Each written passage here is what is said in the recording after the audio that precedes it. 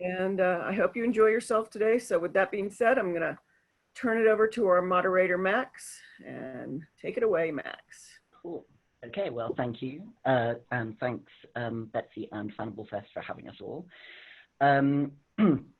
Should start off by actually thanking as well the people that sent in, as well as their questions, all the lovely comments and support. We really appreciate it. Obviously, as writers in the fandom, we always appreciate stuff like that because we're hungry for your love, mostly. So I was just going to kick this off because I know obviously with a lot of these kind of panels you go around and people introduce themselves and everything. And obviously you guys in the audience there probably know a lot of us from Twitter and from AO3 or whatever. And you probably know about as much about us as we want you to know.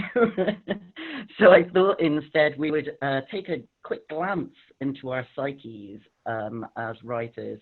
And the first question is to everybody, what is the weirdest or most ridiculous or craziest, most NSA-worthy thing that you have Googled in order to write or research for writing a Hannigram fanfic?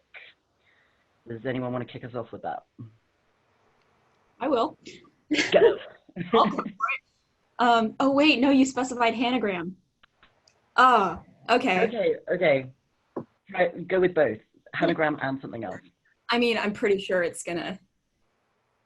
just gonna trump like any of my other Google searches. But for hybrid fic I wrote back in the Supernatural days, I deeply delved into the mating rituals of camel spiders, and it's horrible. It's like absolutely.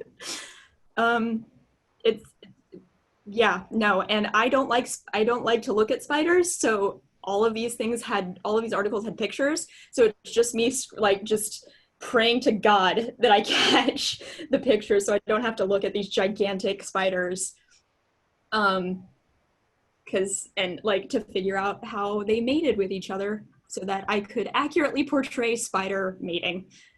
And I think that's I don't think we need any more information. It's really hard to like not get into details about it. If anybody does want further details on the main habits of camel spiders, then please do contact Rowan after the event. Whiskey, what about you? It's not actually a Google because I'm quite lucky that I have an amazing friend who knows a lot of really weird things about things that possibly shouldn't be known by people, I suppose, is the best way to say it. It's I know a guy who knows a guy. And so a lot of things involving which organs can be transplanted where, usually in your own living room or bathroom at the time, how long it takes somebody to bleed out, etc. So that's my go-to. It's not my Google, but I think the FBI guys for monitoring both of our chats occasionally freak out when we're a bit too fluffy. They're like, what's going on? Who's replaced them? So yeah, the latest one would be for the fic that Strats and I wrote, T-Cozy, where we were trying to figure out how a uterus could be implanted into someone and work, I guess. A uterus, do you say? A uterus. Okay. Well, I did read something recently about potentially uterus transplants happening some point in the future for trans women, so it could be a thing. Kind of. So, Catherine?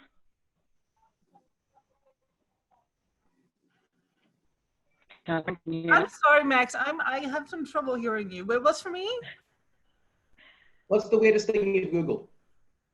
Yeah, I love this question. I really dug deep into my search history for this one. And I ended up, last Halloween, I wrote a fic where Will was looking for a serial killer who amputated limbs and then reattached them.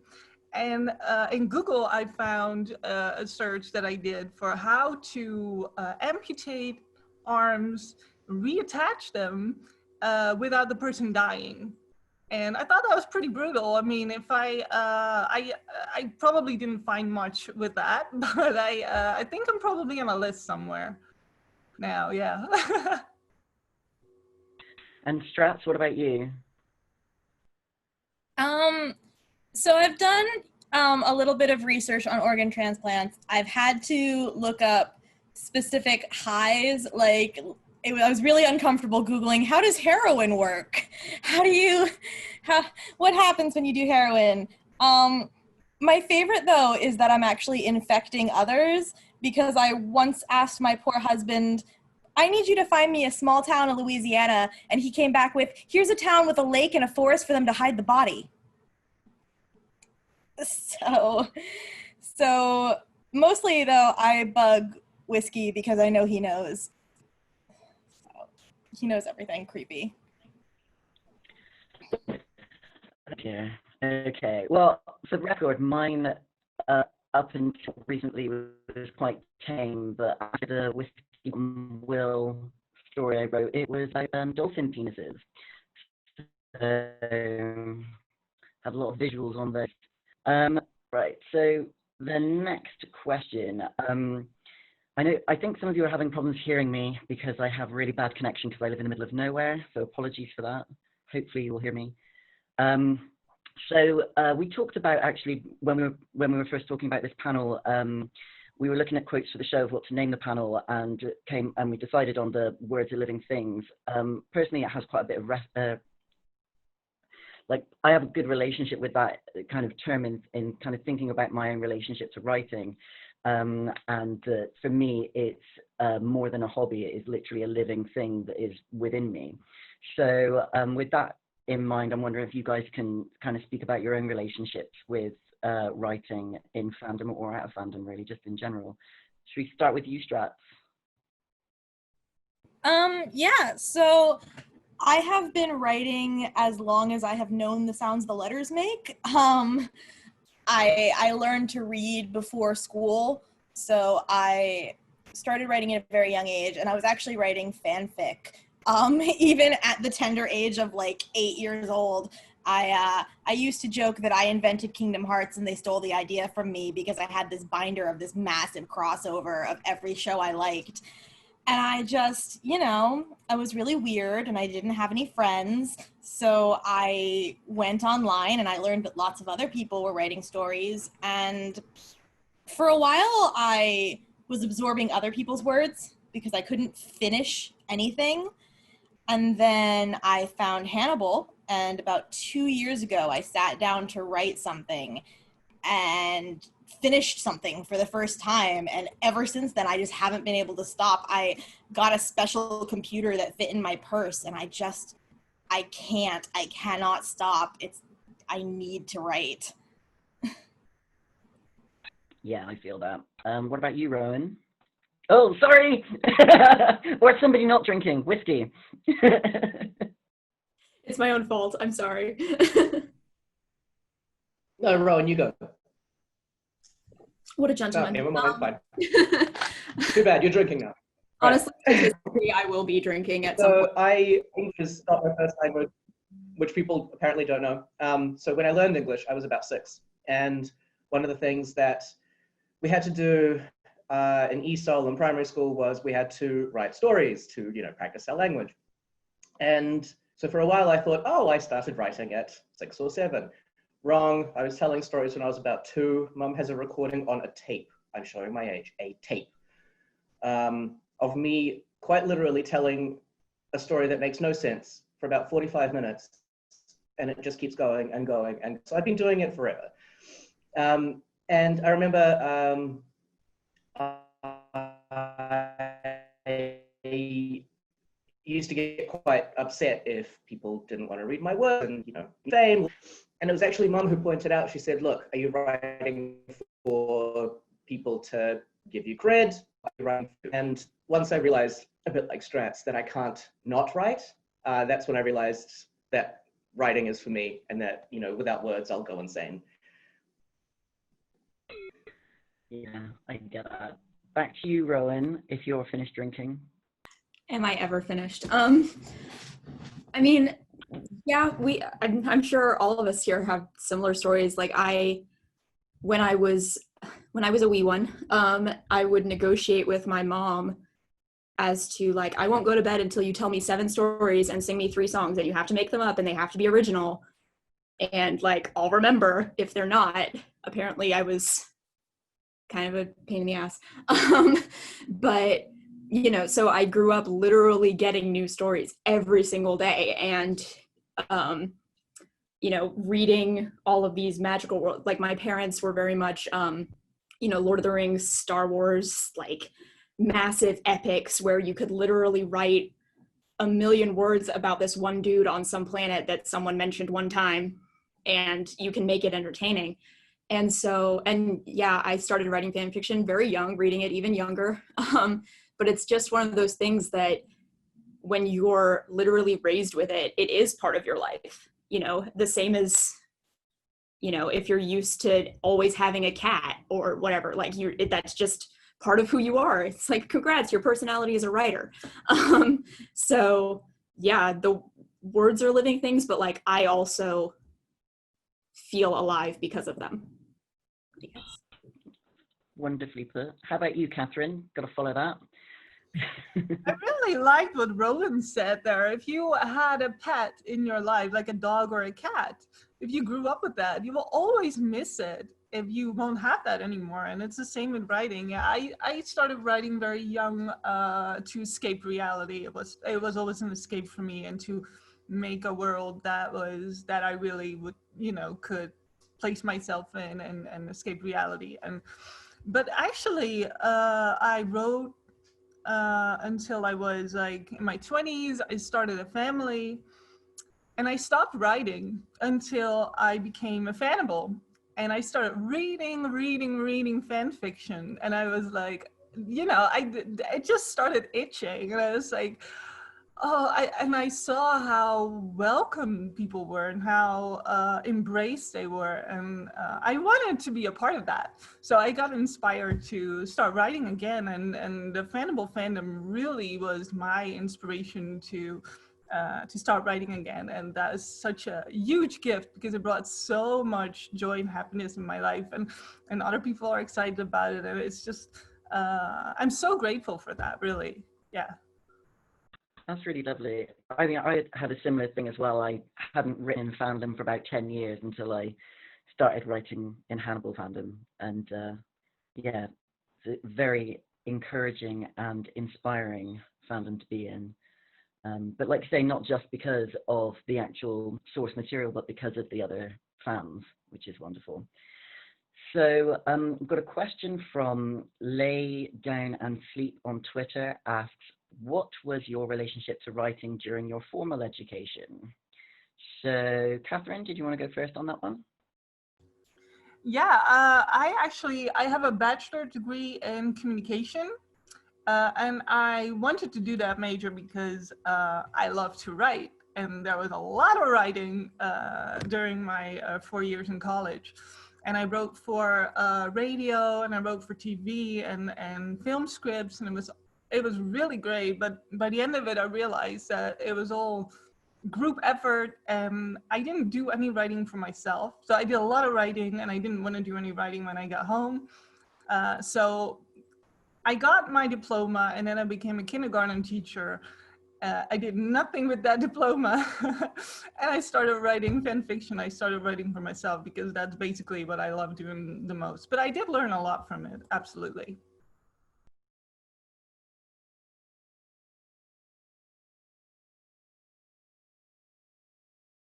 Sorry, I just nearly knocked my laptop off the table. Sorry about that. Technical issue. So Whiskey, did you want to go next? Sure. I'm one of those people who realized a little bit later on that I am not the kind of person who should have gone to college, because I'm not academic at all. I'm an aesthetic learner. So with formal education, not too much. I did psych and linguistics, then I did dog training, and I have a degree in editing film, so who knows. But my relationship with it has always been, I grew up on Soviet era science fiction that my mom used to read me and talk to me about. And so I'm not sure if anyone is familiar with that particular genre, but it is a little bit different to the sci-fi that was written around the 60s. It was, you know, behind the Iron Curtain and all that good stuff. So it has, I don't know, it's what we now call speculative fiction more than science fiction. And for me, it was, like Catherine said before, it was an escape. And it was such a freeing thing that, you know, when you get bullied at school or when you get, you know, rejected from a job or whatever, you can come back and you can be like, right, I'm either torturing my characters with this today or I am writing so much fluff that my teeth fall out. And for me, it became therapy before I even knew what therapy was, before I was, you know, capable of understanding that it as a cathartic experience. So. Oh, did we lose Whiskey? We'll go over to Rowan and see what happens. Oh, Whiskey's back. Rowan? Ha, usurped. No, formal education, right. Head empty today. So I went to a ridiculously posh English boarding school. I got a bachelor's in creative writing, in English literature, I should say, and then a master's in creative writing. So you could say that I'm really, really good at reading other people's stories. Like, it's just inundated all day long with like all the classics, and frankly, like, I'm really glad that I basically just read fan fiction now, because honestly, like, if it's not Shakespeare, I don't want anything to do with it.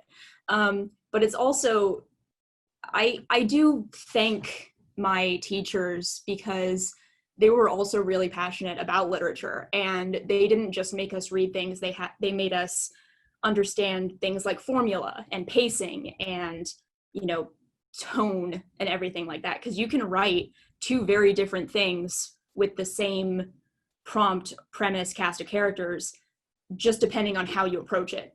So, you know, formally understanding that, like, I don't think it's necessary to be a good writer, but I do appreciate that I was given that opportunity, because I think it helped me as a writer.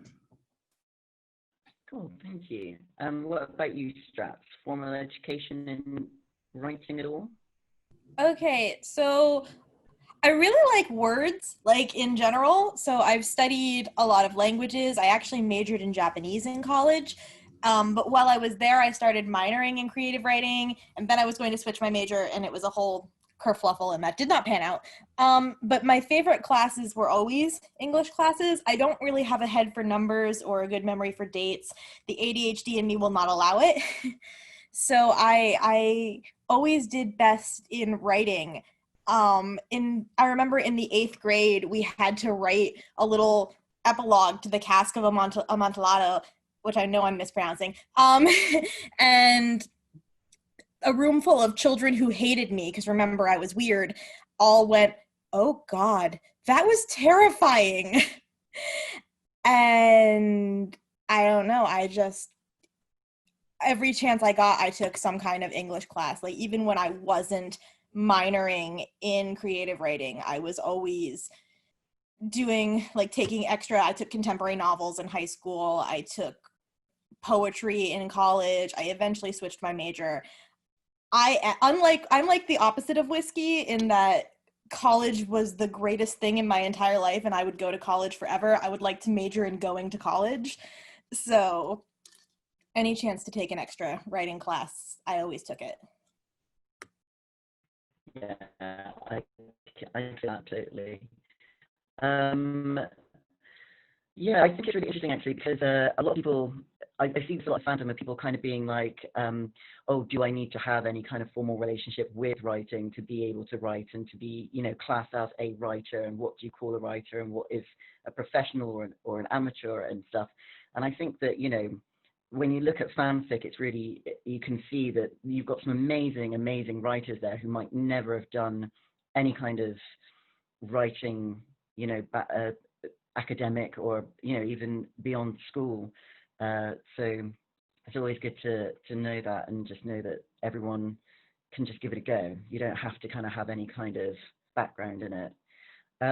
So Be My Only Reason on Twitter asks, what inspires you to write a story? Is it a situation, a prompt, maybe fan art, anything else? Should we start this time with Strats? So when I write with Whiskey, and he'll probably say the same. We take a lot of inspiration from everywhere. We take prompts. We send each other stuff on Twitter. We are both following regular normal people porn blogs. But I also have always had just like really vivid and bizarre dreams. So I always pull stuff from there. And I don't know. I can't even say, sometimes ideas just kind of pop up. I can't even say anything inspired them. I'll be sitting there and suddenly I'll be like, Q, hand me that notebook. I need to write this down. I had a thought. I was taking a bath the other day and I had to like scramble for my phone because the perfect line had popped into my head. Just out of nowhere, no inspiration. Just, hi, here's the line you're going to write next. Better write it down before you forget. Yeah, the sleep with a notepad next to your bed method. Oh yeah, absolutely. And what about you, Whiskey? So anything that specifically inspires you to write a story? Honestly, I do the dream thing as well. So occasionally I'll wake up and be like, oh, better get that down. But honestly, I find so much inspiration in podcasts, and not even the ones that you'd expect. I'll be in the middle of listening to stuff to blow your mind, and they'll mention like the bicameral brain or something. I'll be like, holy shit, someone has to write this. And I won't understand anything about philosophy or whatever, and I'll, do the basic Google search and be like, no, this is perfect. This is exactly what I'm writing about now forever. So surprisingly podcasts, and surprisingly science-y or like who knew podcasts, because I love learning weird stuff. I'm the kind of person who'll know the randomest fact about something, and people will look at me and be like, why actually, I don't want to know why you know that. Yeah, so for me, podcasts, because it's surprising, and I'm not sure if people realize just how much inspiration you can get from them. Yeah, I'd never even thought about that before. That's really cool. Thank you. And what about you, Catherine? So things that inspire you. It's a fun question because really anything can inspire me. But the thing with the biggest story I did for the fandom, excuse me, there's some cake stuck in my throat. The biggest story that I did for this fandom was Mark Me Not a Savage. And I really didn't plan on doing a huge fic. I didn't really plan on doing another fic at all, actually. But I made a little man-up one day. I was still in the Tumblr days. I made a little man-up with Will in the prison cell with Hannibal. And I thought, oh, that could be cute. I could write a little fic about them being in the cell together. I made them look all happy about it. And I was like, well, that's great. Let's do like, I don't know, 5 chapters and that would be cute. And it became 77 chapters. But I was just inspired by something as silly as just a funny man-up that I did. So it can be anything, because I didn't plan on doing anything for the fandom anymore. And then I was obviously hooked, and now I'm in for the long haul. But yeah. You're stuck now. And what about you, Rowan? Firstly, I sympathize very deeply, Catherine, about how, oh, this will just be a little one thing. I'm sure I see Whiskey nodding. I'm sure Strath is nodding too. Just like, oh yeah, this one chapter, 300,000 words later, what happened? But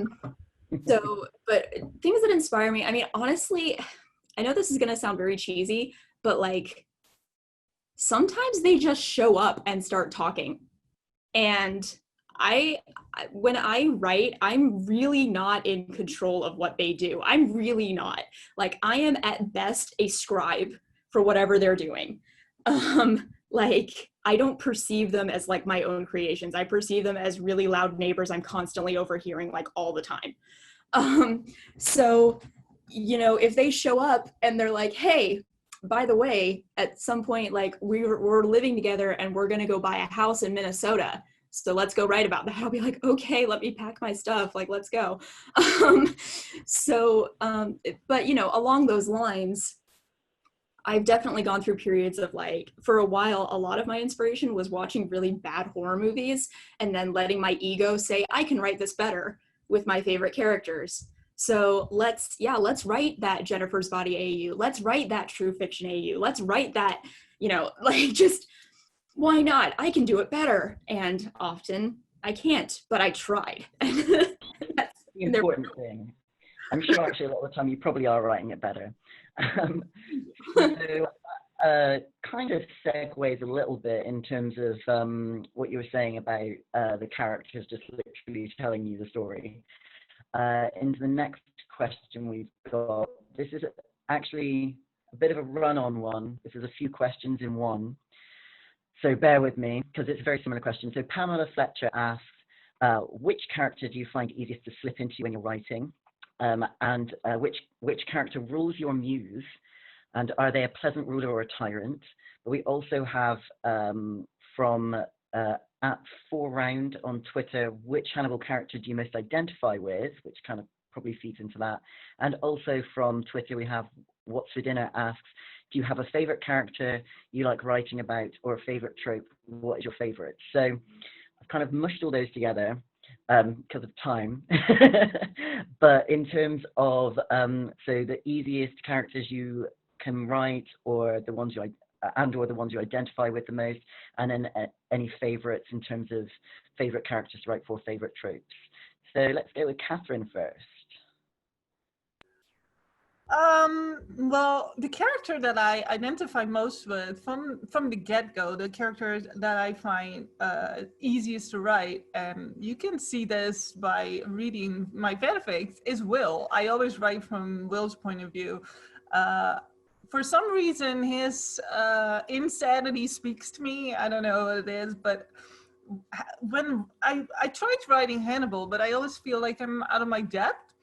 He's got, some chambers in there that I have never visited, and that's a way bigger challenge for me than writing Will.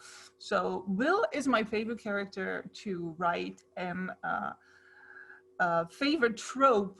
I like that question, but I came up with a really boring answer, and that's enemies to lovers, because that's just basically what Hannibal is basically them being, enemies, and you can write such good, sexual tension with that, and you can build around that, and that's just, it's a classic for a reason. So I love writing Will, and I love writing enemies to lovers, and definitely the whole slow burn and stuff. Yeah, that's what I love. That's great. What about you, Whiskey? What's funny is when I first started writing in Hannibal, I was writing with a writing partner as well. So I've written with a couple of people already, but at the time I wasn't confident at all in the fandom because I had literally just watched the first episode. I was like, this is gorgeous, I love it. I have no idea how to write this. And so immediately I jumped into Will because I'm like, yep, I relate. Big, tired, big, angry, grumpy dude. Yeah, that's me. I get it. Dogs? Absolutely. Yep, that's me. What I find funny now is that I absolutely love writing Hannibal now. And I've figured it out in this way, and figured it out in inverted commas here, that it's because Strats and I write a lot of BDSM, for instance. If you're a submissive, it's easy to write a dominant because you write exactly who you want. And so because I relate to Will a lot, it's easier for me to write Hannibal because I'm like, right, how am I going to react to this character? Is he being a prick? Is he being adorable and I find it annoying? And also, oh my God, being able to be pretentious and write the most purple of prose and be like, no, you can't hate me. It's how he speaks. He's just an asshole. It's so good. Purple bloated prose. Amusingly though, the character that owns my muse is Anthony Dimmond. He is my baby, I love him, and I will go down with that ship for him and Matthew Brown. I know I'm the only one who fine. Favorite trope? I have a lot, but I'm gonna go with the Rent Boy or Rent Man AU. Not necessarily with a happy ending, but just the one where one character is like, hello, you have hired me to love you. And the other character's like, ah, but wait, you will love me for real soon. I love it. Too good. I've read 1,000 of those. Strats, I'm going to come to you next because Rowan is drinking again. She's always drinking. I have seen it. So I never get to write my favorite character and the easiest character to write, and I'm sure you can all guess who my favorite character is. Surprise, it's Abigail. But she doesn't get to pop up very often. So my favorite character to write has to be Will. Besides Abigail, I find him the easiest to write. I relate to him really well, and I also just, Whiskey will vouch, I hate writing Hannibal. Everything he says is just utter nonsense. And half the time I'm like, okay, I have got them to a point where Hannibal needs to say some pretentious bullshit. Whiskey, it's your turn, tag. I mean, I have, if you read our fics, I have written some of Hannibal's dialogue, and I've even written some of his pretentious dialogue, but I don't find it as easy. And I actually feel, when it comes to kink, I feel the opposite of Whiskey, which is that I find it much easier to write a sub because that's where my interests lie. As for tropes, my favorite tropes would have to be like specific universe altering AUs. Like my favorite are like BDSM AUs and soulmate AUs. Especially soulmates. I used to have a little series where I just wrote soulmate AUs. They're cute. Again, could read 1,000 of them. Love it. Rowan, have you finished drinking? Yes, and I would like to say for the record that some of this is water. Some of it. So let me hydrate. God, okay, there were a lot of questions. So I guess surprising no one, Will. I love Will. I love him.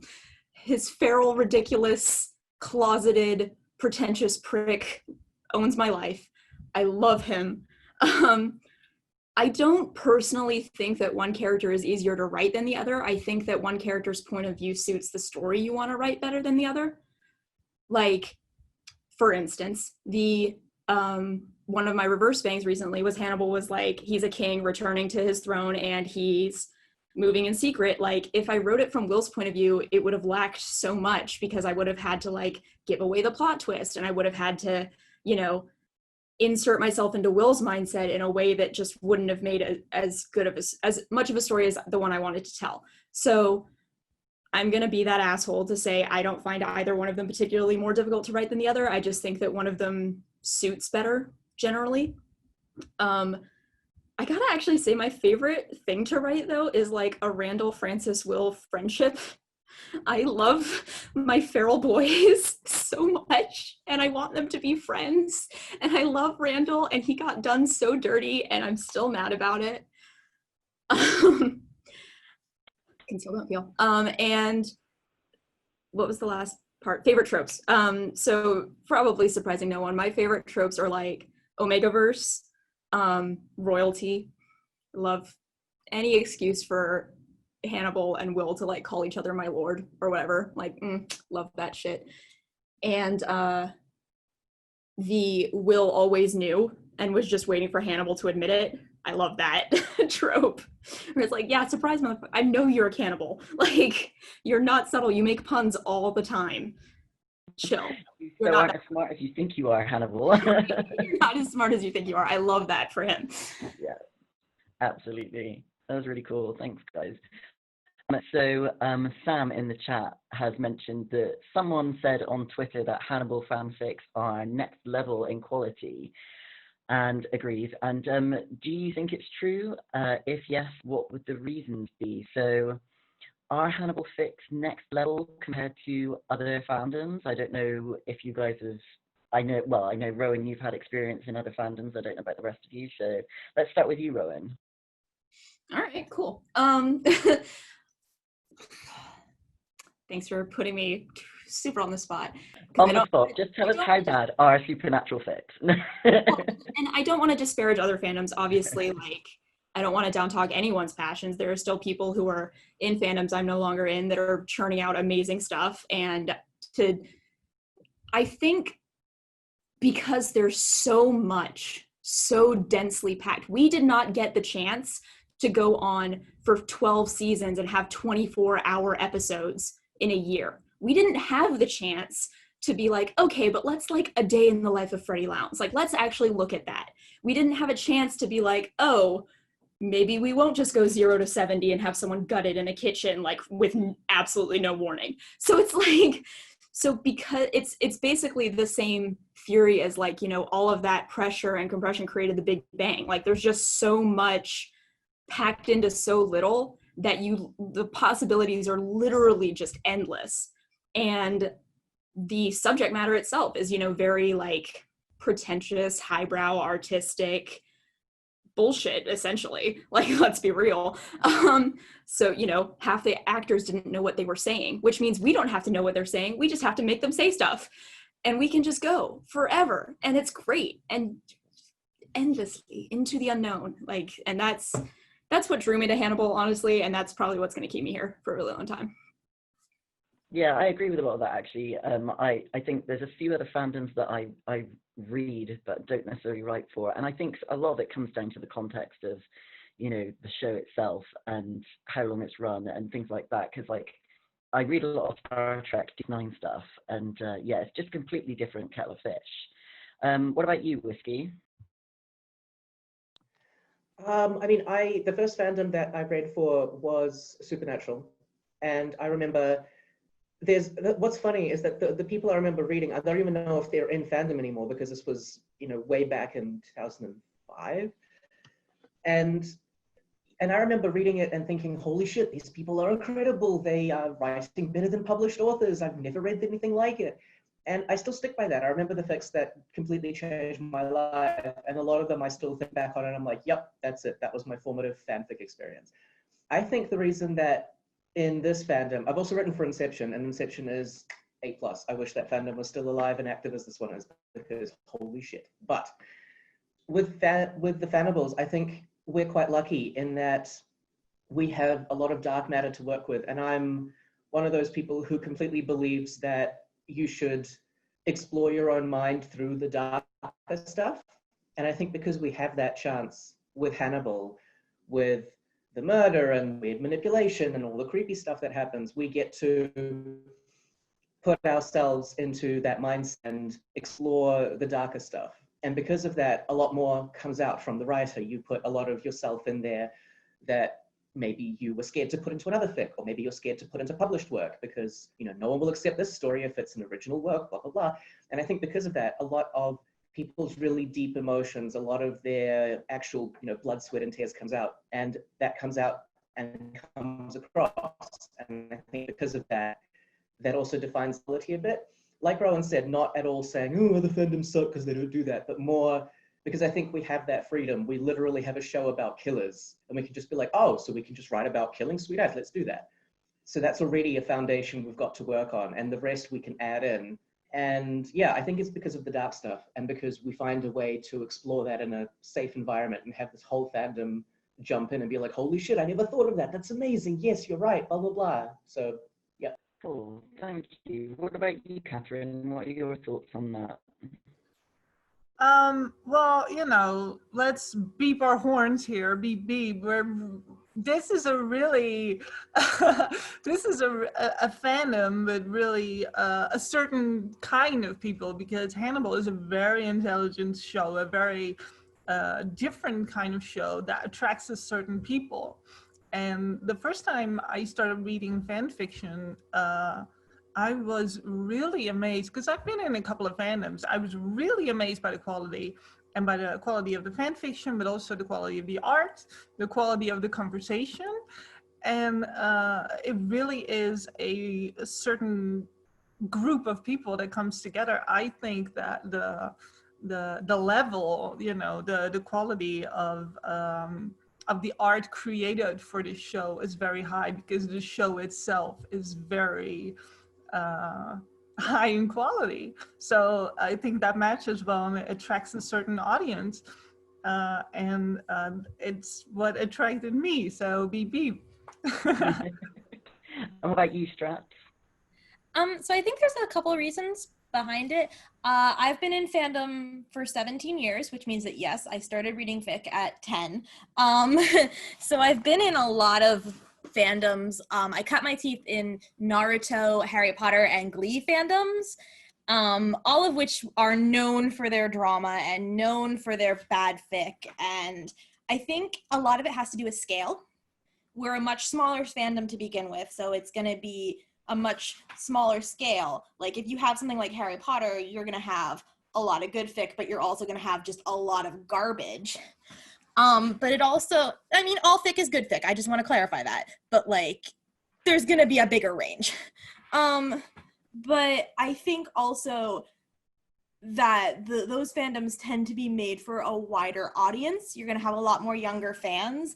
I know that in the advent of like Netflix really putting stuff out there, there's an influx of younger fans. But when it first aired, it was TVMA. It aired late at night. It aired on NBC. I don't think it was really accessible to as many people. And it drew in an older crowd. And so there weren't no young people, but there were a lot more adults writing in the fandom than you would have in a show like Glee, which is made for 14 and 15-year-olds.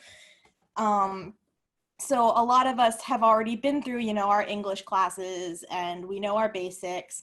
A lot of us came from other fandoms we've already cut our teeth on, so we've had our practice.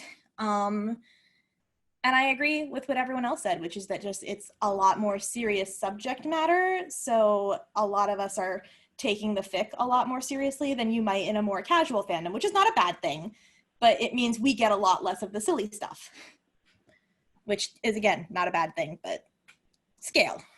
No, absolutely. I completely agree with that. I think everyone's got really valid points on that. And hopefully we answered the question for Sam. And I'm going to move on to a quick fire question. Ready? So if given the chance, would you ban any word because it's overused? Which word would it be? Let's go with straps. Oh, so I'm gonna go cliche here and say that I would ban moist, but I knew somebody was going to say moist. I can't believe it's the first go.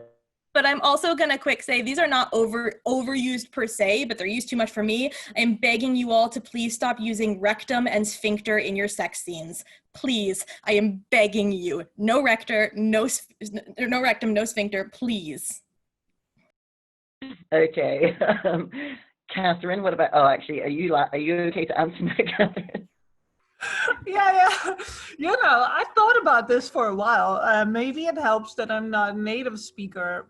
But I dipped my toes into Space Dogs recently, so Nigel and Adam, and I realized that the words that you use in Confrontation, for Nigel and Adam are so different than the words that you use for Hannibal and Will. That would be so much more woolly and poetic, and that is so much more to the point.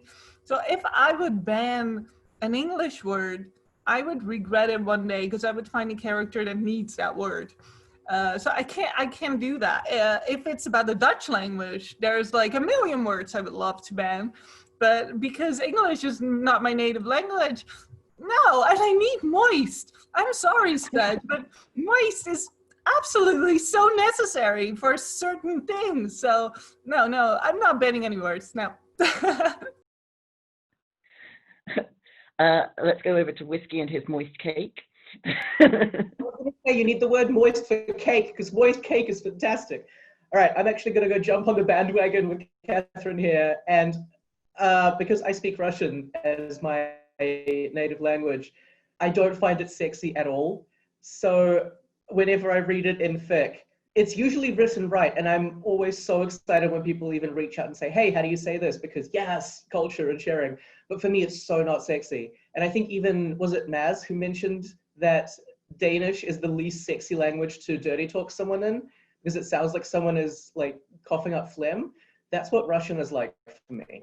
So I'm with Catherine. If I could ban Russian words, I would, because they just don't sound great to me at all. With English, I'm going to go also with the scientific descriptions of genitalia, only because if it's meant to be dirty talk between someone, say like Adam, who might possibly be like, hey, a penis is a penis. What else am I going to call it? Awesome, because that's what the character would do.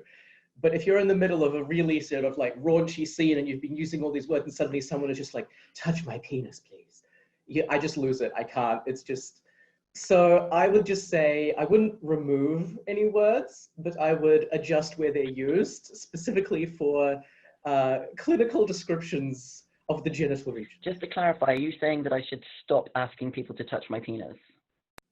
No, no, no. By all means, just do it in good context. Just do it in context. Rowan, what about you? I'm dying right now. Okay. Building on what Catherine and Whiskey were saying, really, like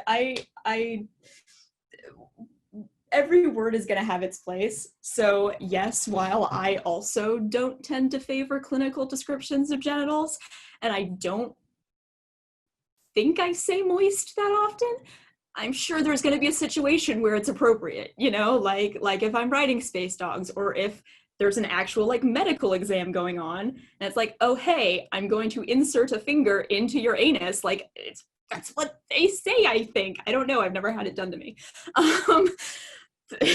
Fingers crossed. They're not going to be like into your beautiful dirty pucker or something. Unfurling rosebud. Like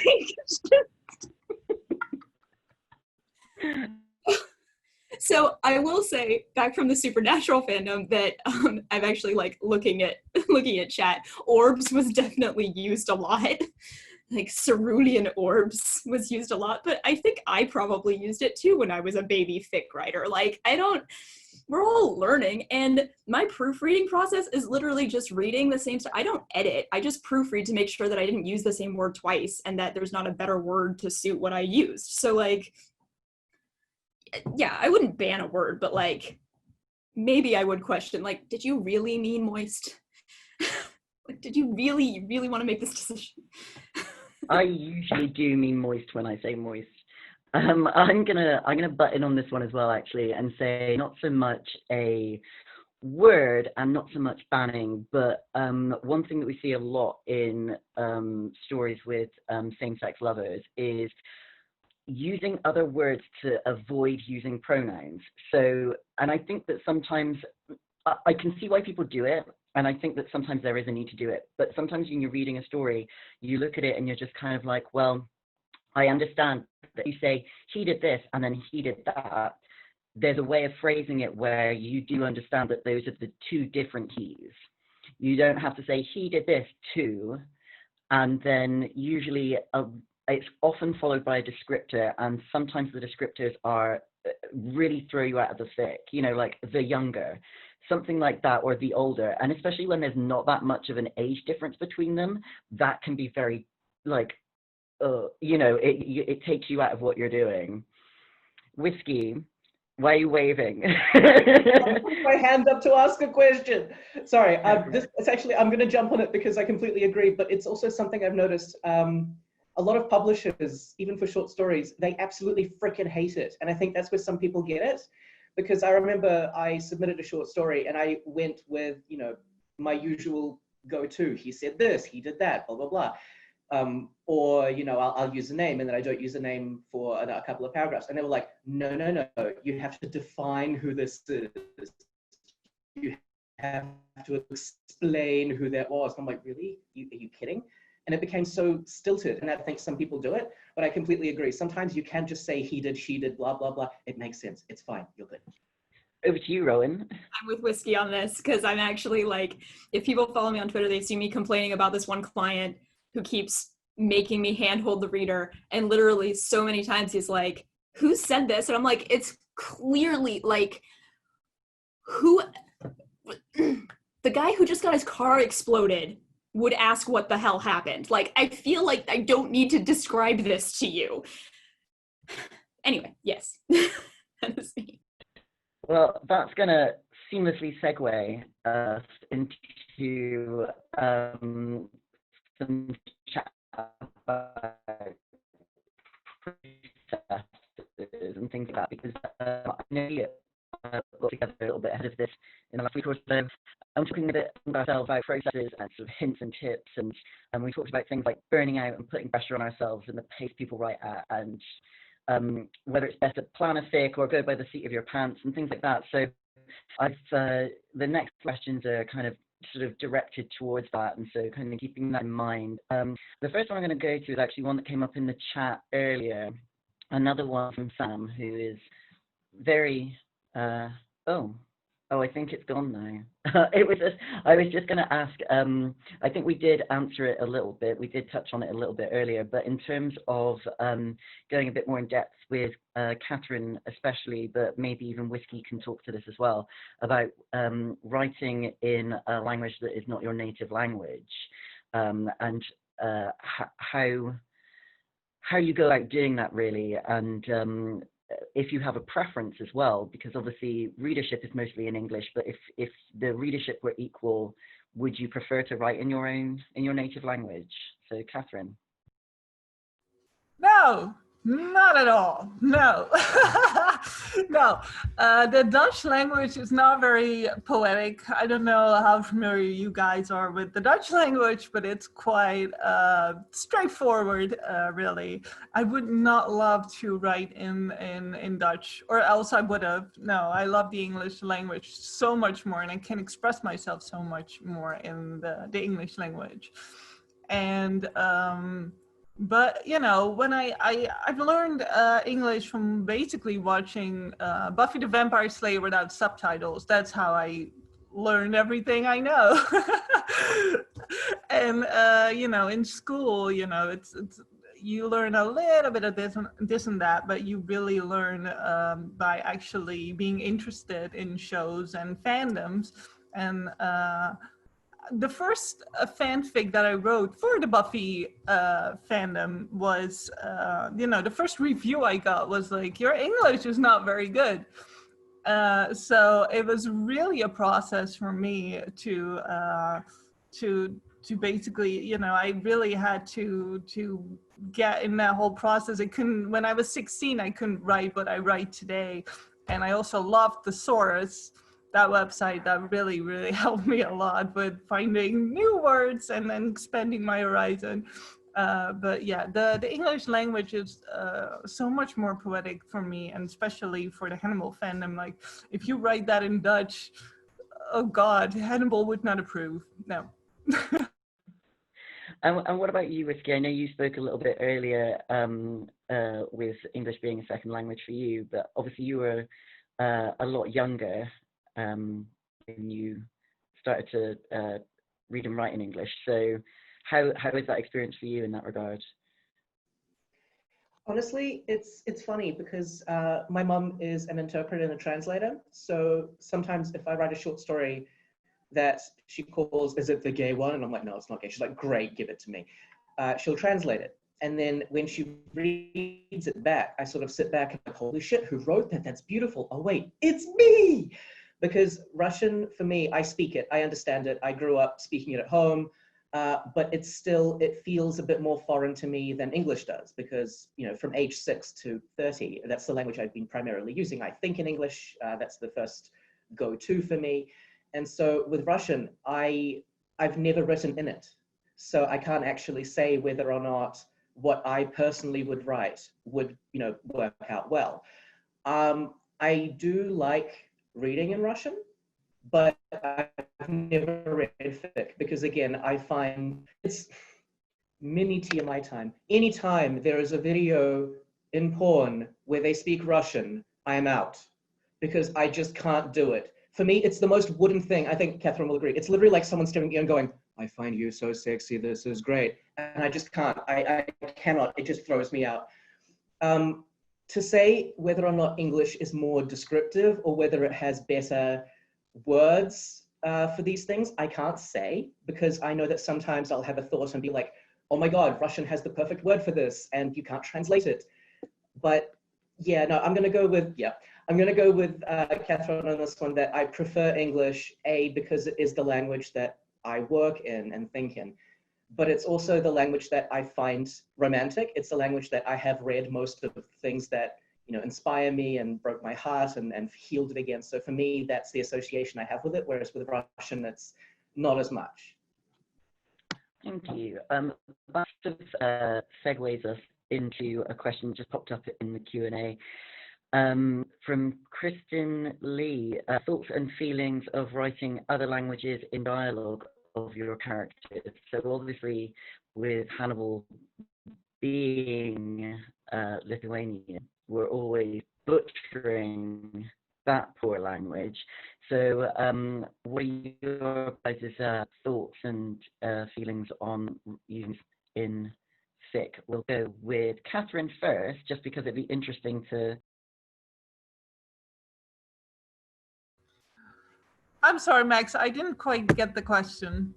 So your thoughts and feelings using actually using other languages in the dialogue. So if you're, I mean, obviously you're then writing in English, and then are you also then including, you know, sort of bits of Lithuanian if it's Hannibal, or maybe bits of Romanian if it's Space Dogs? Oh yeah, I use that stuff all the time. I did some Romanian for Nigel in my last fanfic, and it's always fingers crossed if it's right, but you know, and I love to do Lithuanian for Hannibal. I'll also do a lot of Italian for Hannibal, and then some Spanish and some French, because he speaks everything basically.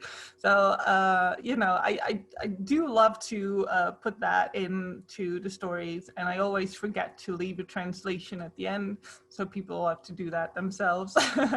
But but that's, you know, I always try to put in some, you know, I never get to put in any Dutch because Hannibal doesn't speak Dutch. I can't see Hannibal speaking Dutch, but I do try to put in a couple of languages, because I imagine that he would have lovely nicknames for Will, some lovely pet names in Italian and Spanish and French, and, you know, all the romantic languages. Yeah, and you know, his own language, absolutely. And what about you, Strat? Do you use a lot of these sort of things? Are they overused, or? So I'm the one weirdo, okay? I personally do not care for it. I don't think it's wrong. I don't think anyone who does it is wrong or bad. It's not gonna kick me out of a story. Somebody is knocking at my door and I am not gonna answer. Hang on, I have to like shift the computer so they can't see me through the window. We just moved, no one knows where. Anyway, I don't personally care for it. I've used it a little bit, like I've done fics where they go to France or they go to Spain.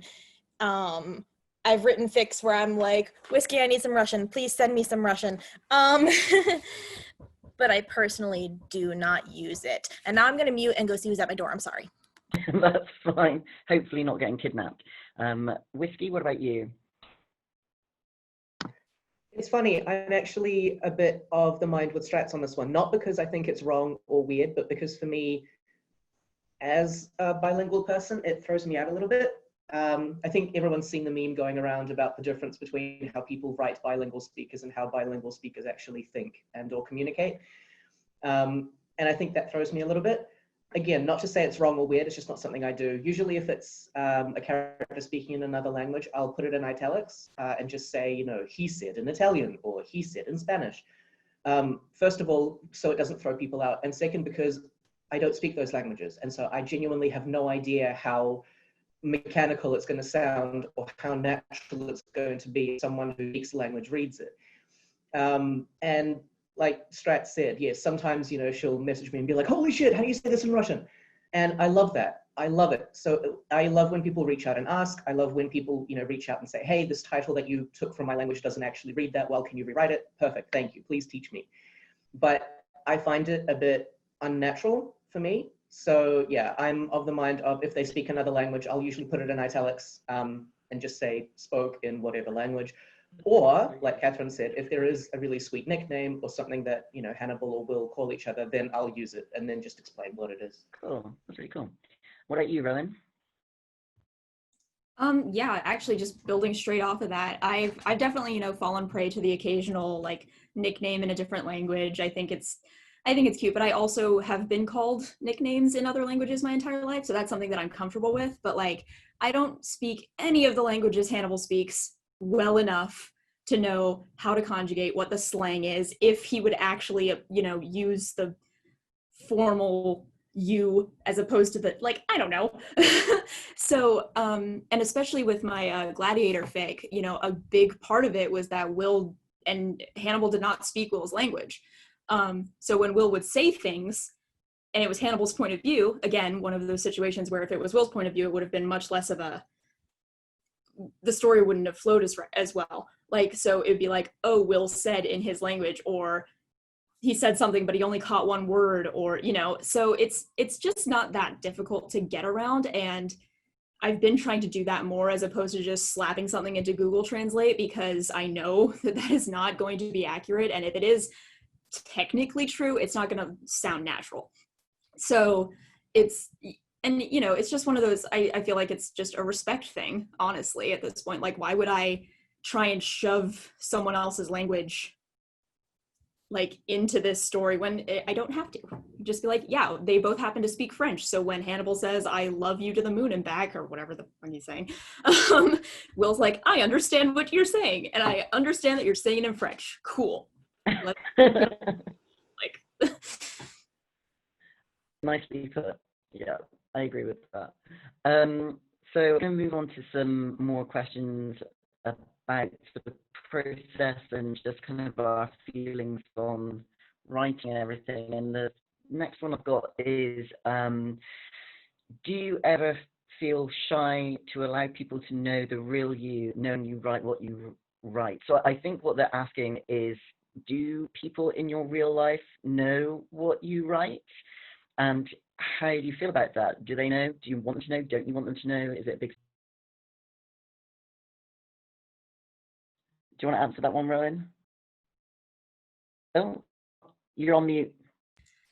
oh God, I'm on mute too. Okay, sorry. Was I on mute?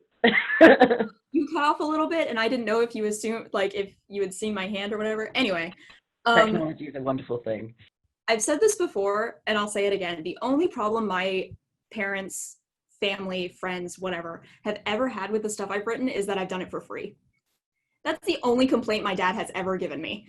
And so, like, yeah, and absolutely, you know, when I was younger, when, you know, the internet was a big scary place, and it still is, like, let's not gloss over that. But, you know, when I was huddled in the computer room because the room was dedicated to the computer, and like minimizing Word documents to pull up a blank Google sheet when my mom would walk in the room or whatever, like, yeah, I definitely went through that phase. I definitely was like, no, Mom, don't see me talking about butts. I'm sorry. Let's go to church. But I don't know if it was a conscious decision or if I just stopped giving a fuck, but like now it's whatever. Like, I don't come home and it's like, hey, Mom, you want to talk about butt babies? Because, like, that's what I'm writing right now. But if she asks me about it, I'll be like, yeah, I'm writing this serial murderer and the gay profiler he's in love with. Like, it's just, yeah. So I'm not shy about that anymore. My friends know what I write in various levels of detail, but usually they understand that there's serial killers involved and gay sex. And I feel like, you know, if they're still willing to be friends with me, then we're good. Like, that's basically it. Yeah, I get that totally. I mean, like, different people in my life know different things. So, like, I work for a law firm, and my colleagues know that I write. They know that I write erotica, but they don't know that I write fan fiction. And it's not because of fan fiction, it's because they wouldn't get it, and I don't want to have to spend an hour explaining to them what fanfic is. So, you know, I think then you know, there's different levels, really. What about you, Whiskey?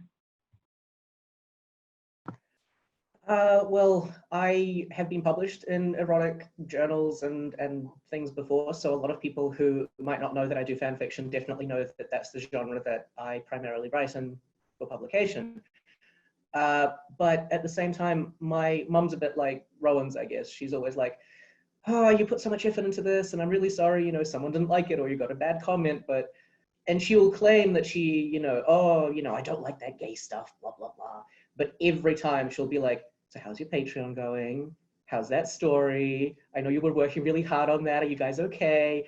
So I think it got to the point where I was in my early 20s where I decided, you know what, fuck it. If people know that I write fanfic, good. Also, as soon as 50 Shades came out, I immediately was like, okay, no, because if this is what people think we do, no, I can't have it. So after that, I became almost deliberately, hi, I write fanfic and it's better than that crap. So at this point, I usually stand up for fanfic writers quite a bit, especially when people do the whole, oh, it's just sex. Okay, yes, we write a lot of sex, it's fun, okay, screw you. But the amount of work and detail that goes into fan fiction and building up from a foundation of a pre-existing character and a pre-existing setting, even if you do AU, you have to do it in a way that people understand, you know, that you're AUing this particular pair. I think, I mean, I did an entire lecture on this at Eroticon, so I won't go into it, but I think more people should understand that fan fiction is more than what the stereotype is. And because of that, I do sort of make an effort to make it known that I write it.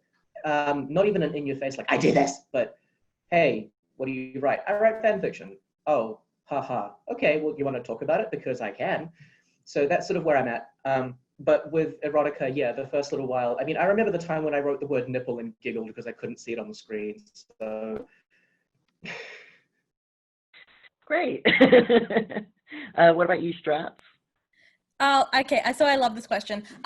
So the only people in my life who don't know I write fan fiction would be more bothered by the fact that I was writing gay fan fiction than anything else. So like the only people I have not told are my very, very Catholic in-laws. And that's actually like the only reason I don't have my face is not out of shame, but because respect for my husband. And he has to live with his family. But like everyone, I met my friends through fan fiction. My poor husband, who is not in fandom and is completely heterosexual, is constantly trying to be supportive and like, well, where are you stuck? How can I help? Let's walk this through. He was making suggestions for choices the other day. And he's done research for me. And like my mom is actually the reason I am the way I am. She's actually a prominent leader in her local BDSM community. She has beta read Lips Are for Biting for us, which was our BDSM Space Dogs fic. She actually read through it and she was like, okay, I'm really concerned about the way you're portraying knife play. I think you're being too kink shamey. Here's how you can fix it. No, I see the chat. When I say she's prominent, I mean she once told me, we're having a kinky camp out. Usually they'd have to call you and verify you, but we'll just tell them you're with us and they probably won't have to call you. So she's always been, the only problem she has is like Rowan and like Whiskey, she's like, okay, but why are you doing this when you could write real stuff and get money? So. Yeah, I think we'll come up against that a lot. I don't think they quite understand that it's a different thing. I mean, like I can literally sit down and write fanfic for days and days and days, and then original stuff, it's just a bit more work. And I don't always have the time or energy for that. I just want to write really cool Space Dogs stuff or whatever. Over to you, Catherine. What about you? How many people in your life know your secret identity? Well, my husband is my editor. He knows everything, and I basically, you know, I've gotten more comfortable with it as I grew older. It was a big secret, yeah, when I was younger, and now I basically shout out my biggest porn scenes to my husband, like, does this work? Yeah, it's cool. My parents, they know I do fan fiction. My friends don't know what fan fiction is. The fun thing is that when I tell people that I write, they usually assume I write kids' books because I'm a kindergarten teacher. And they're always like, oh, I'm very interested in reading what you're writing. And then I have to tell them, I usually say to get them off my back, I usually say I write horror. You know, thriller, horror, gore, 18 plus stuff without saying that it's, you know, not safe for work. And that usually, but I'm not going to explain to people what fan fiction is when they have absolutely nothing, no knowledge of anything of that, because that's not really, I'm not ashamed of it anymore. I used to be really shy about it. And now I'm like, you know, I usually leave out the sex part, especially to, you know, parents from my kindergarten class. But you know, my family kind of knows. My mom's not going to read it, but, you know, she read my my stuff in Ravage, and she's pretty proud of that. And, you know, so my close family knows, yeah. That's cool. Hopefully that'll give other people in the fandom a bit of confidence as well, because I do think it is something where people feel a little bit shy around and everything, which is totally valid. You know, you don't necessarily want everyone in your life to know, but I think, like you say, there are just different levels at which people can know, and it's just not something you should feel ashamed about. So on to the next question, and I'm just really aware of the time, so I think I'm gonna have to skip some questions because we did have quite a lot of questions on the board today. So maybe some of them can be saved over for a next one. But so I'm going to go with next. How do you get the confidence to post stories online? How can you be confident without being overconfident? And I know that we all spoke about this in terms of how everyone's raised with this idea of having to be modest and almost self-deprecating about your creativity. And it's hard to break out of that mold of just kind of saying, no, you know what, I wrote this really great story. I love it. I want you to read it. I'm putting that out there rather than kind of being sort of, yeah, getting down on yourself about it. So should we start with you with that, Strats? Where do you get the confidence from, and how do you not be too confident but be just the right amount? So I've talked about this before on Twitter. I have very severe anxiety. I have depression. I have a couple mental health issues, and it was always a really big struggle for me. And what I found is that I decided to stop being modest at all. I think especially for women and people who were socialized as women when they were children, there's a very big push to don't compliment yourself, don't say nice things about yourself. If you say anything nice about yourself, you're bragging. And I think there's a difference between bragging and being confident in yourself. So what I started to do is I just started to say, you know what, I'm awesome, I'm beautiful, I write really well. And I didn't really believe it at first, but I said it anyway, just to kind of present that confidence. And I cannot emphasize enough on faking it till you make it. If you keep saying these things, eventually they stop being forced and they become a joke. And then eventually they stop being a joke and you realize, no, I do believe this. I do feel really good about myself. And like, the other thing is, I've dealt with bullies in real life, and I've dealt with trauma, and I've dealt with abusers. And so sometimes my anxiety is bad and people get to me, but for the most part, people online, they don't know me, they can't hurt me, they can't reach me. And I know who I am, and I know what I'm good at. And basically what you have to decide is, fuck it, I'm awesome, fuck everybody else. And you just keep telling yourself that until you believe it. You won't believe it at first, but if you say it enough. Yeah, absolutely. And I think some of it goes hand in hand as well with the whole idea of who are you writing for? Are you writing for an audience, or are you writing for yourself? And I don't think there's anything wrong with either. But I think that if you are solely just writing for an audience and you're just writing for comments or kudos or whatever, you're always going to be disappointed. It's never going to be enough. Whereas if you're also writing for yourself, I mean, like, speaking as somebody who writes a lot of Hannibal Extended Universe. So, you know, there is not a massive amount of readership in that. You know, if I cared about how many people actually clicked on my fics, I wouldn't be writing that. So I think that there is a lot to be said for that side of it as well. What about you, Rowan? Sorry. Why does it always cut off your name, like when you say my name? No, I think I just talk too fast as well. Building off what Strat said, like there's actually, you know, psychology behind this whole, like, if you smile at yourself in the mirror for 5 minutes a day, you're going to start tricking your brain into like naturally being more buoyant or whatever. So definitely like telling yourself that you're worth your work, and you're you are good at what you're doing and everything like that. That's definitely going to help you. I don't like to talk about this very much, to be perfectly honest, because I actually have a gigantic ego. And I spend every single day trying to not let it control what I do.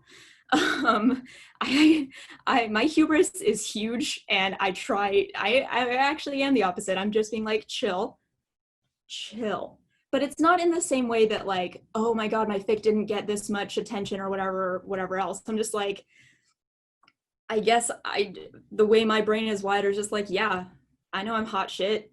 It's not my fault if people don't appreciate me, but like in the least asshole way possible, because That like, seems actually healthy though. well, it just means I constantly have the drive to produce. I also made the mistake of correlating my productivity with addictive chemicals like nicotine and caffeine. So like, it's not really a choice for me anymore. I'm gonna fucking write because that's how I feel like a human. So like my happy chemicals are not triggered by response. They're triggered because I'm smoking and drinking caffeine at the same time. So I'm getting my dopamine one way or another. I'm getting my dopamine. Um, but that causes a whole other set of issues because, you know, then I'm literally addicted to writing, and if I don't do it for a day at a time, I get the shakes. So really it's all about the balance. But I definitely agree with what Strat said. Like, honestly, just keep telling yourself that you're worth it, because even if only one person reads your story, that person read it, and like it was for that, like it turns out it was for them. Just because you don't give everyone a Christmas present doesn't mean the Christmas presents that you do give your 3 or 4 family members aren't special, you know? Absolutely. That's a really lovely analogy, actually. That's really cool. Thank you. What about you, Whiskey? It's funny because there are still writers and artists and such in fandom that I look at and I'm like, holy shit, I wish. And honestly, most of them are in this panel and in the next one. Like when I first read Rowan's stuff, I was literally just like, oh my God, why am I even bothering if this person exists? And same with Catherine, I was like, Jesus, this is incredible. This is like 3 novels of beautiful work. And then I read Strat stuff as well and I died. And then there's Max and oh my God, just so someone said it in the chat. I think it's scrolled by now, but it came up as a little pop-up thing, which is really true, that you might not have self-confidence, but you have self-worth. And I think even if you don't have the confidence to sort of jump up and be like, yeah, I'm the fucking greatest, the fact that you can sit there and go, you know what? I'm a really good writer. And, you know, this particular paragraph really touched someone's heart, or it really made me feel good. That's enough. And that is something that you can start nurturing for it to keep growing. So there's something that I always worry about with myself personally, that I might come across as humble bragging, which I never want to do. So if people say, oh my God, you're a fantastic writer, my thought is, oh, you know, thank you very much. I really appreciate it. And because I do, because part of me is like Rowan and I'm like, yeah, fuck yeah, I'm a good writer. I know I am. But another part is like, Jesus, if I tell people that, they'll think I'm a total asshole.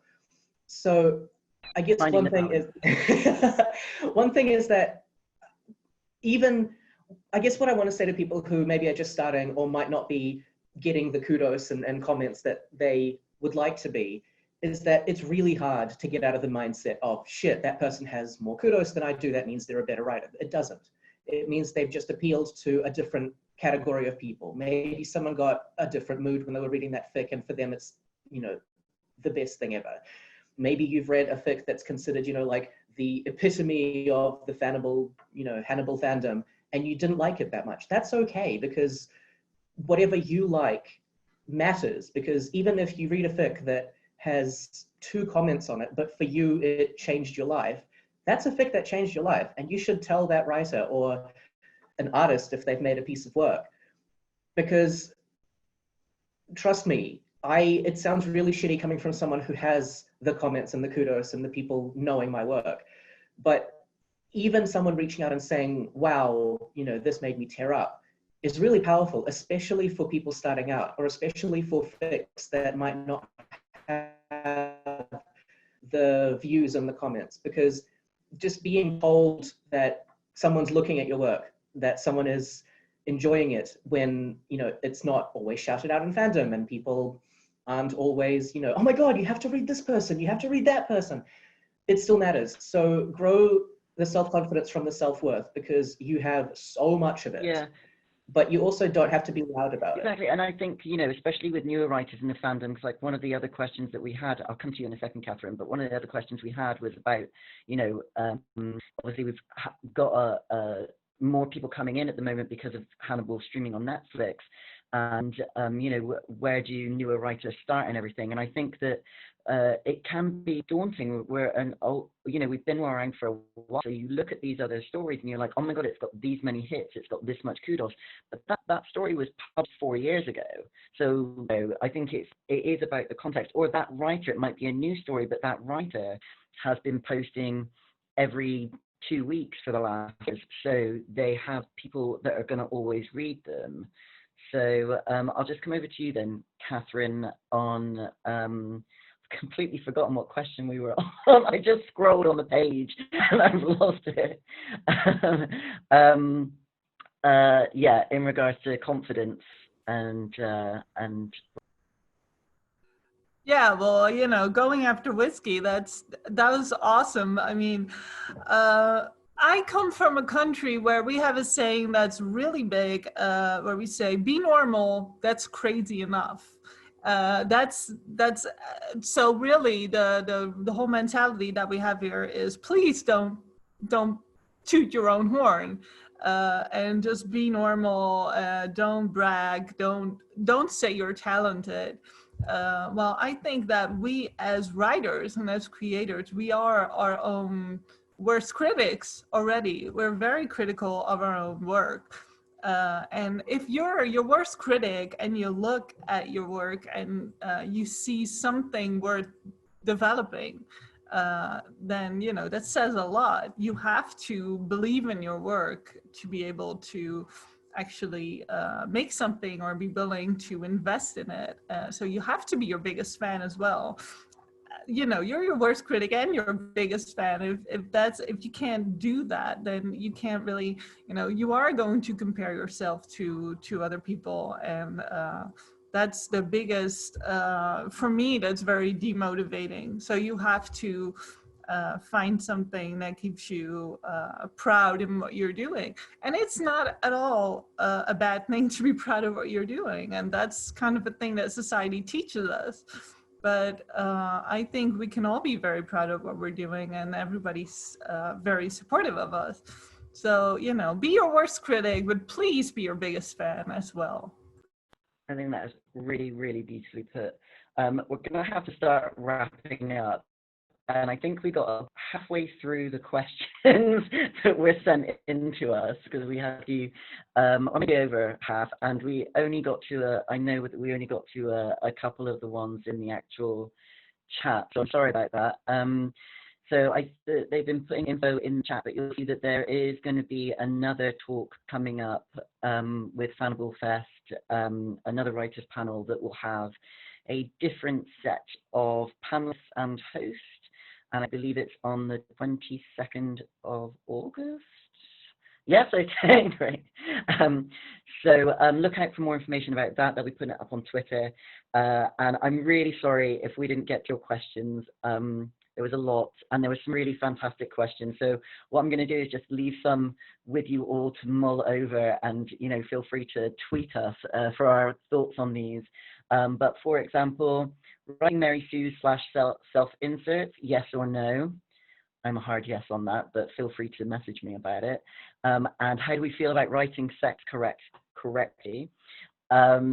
And there was a good one from Twitter. Are there any kinks or personal triggers that you would not write about when you began writing fanfic, but that you would now have no problem writing? So if any of the writers, any of the panelists want to go and answer those questions on Twitter, and I urge any of the writers in the fandom to go on and give your own thoughts and answers to any of the questions that we've had here today, because I think it's all, you know, we're not the be all and end all, we're not the voice of writers in the fandom, so I'd love to hear anything you've got to say as well. And I think it'd probably be good to use the hashtag for today's panel as well, so that we can read your thoughts. So that's it. I'll just hand back over to Betsy in case she's got anything else to say to wrap it up, other than to just say thank you to everyone coming, and thank you to the panelists, and thank you for having me as host.